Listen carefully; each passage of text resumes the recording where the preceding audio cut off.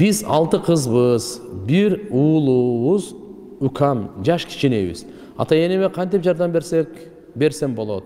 Ата энем кыйналып кетти. Биз кыздар жардам бере албайт экенбиз. Баарыбыз турмуштабыз. Ата энемди ойлоп сагынам. Атам 60 жашта болсо да Москвада иштейт. Аллаху акбар. Иншалла, жок мындай туугандар. Кыздар дагы ата энесине кызмат кылуу милдеттүү тууган. Ошон үчүн эгерде кыз бала ата энеме ооруп атат, же болбосо зыярат кылайын, барып келейин десе, күйөөсү тосконго акысы жок, билип коем. Наоборот, ошого иншалла тууганчылык болот, сооп болот, береке болот, өмүрүңөргө алхамдулилля бакыт берилет. Чогуу барып кызмат кылып койгула. Кабар алып койгула. Ошон үчүн иншалла карап туруп мына жердеги кыздар кыз бала деле кызмат кылса болот. 6 кыз экенсиңер, кезек менен. Мейлі, ушу жумада бирөөңөр барла, кийинки жумада да бирөө барсын, кийинки жума. Бирөөнүн мойнуна эле коюп койсоңор да оорураак болуп калат. Анан бул күйөөсү дагы айтат, сен кайра эле айта бересиңби депчи. Биякта бала чагың турат, тиричилигиң турат деп. Бирок убакыт бөлүп, иштек эмес, мисалы, барып кийимдерин жууп келди, же болбосо нанын пышырып алып барып берип койду, үйүндө эле пышырып, барып тезирээк келе турган. Акылдуулук менен ишти алып барса болот да. Ошол жерде бул жерде аялдар да аша чаппаш керек.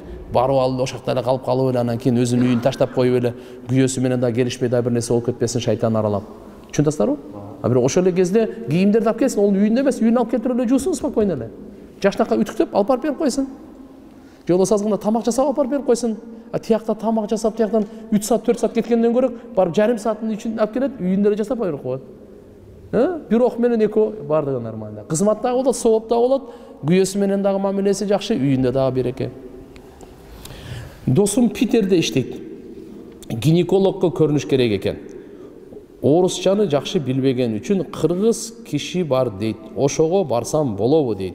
Орус кыз врач бар экен, ал башка шаарда. Очередь документ жасаш керек дейт. Алла разы болсун. Жок, гинеколог аялдар гана болуш керек.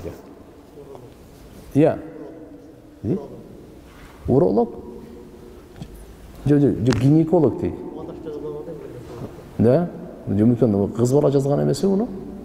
Орус кыз врач бар экен дейт, бирок башка, бул кыз экен, аял экен. Ошон үчүн гинеколог тура эле.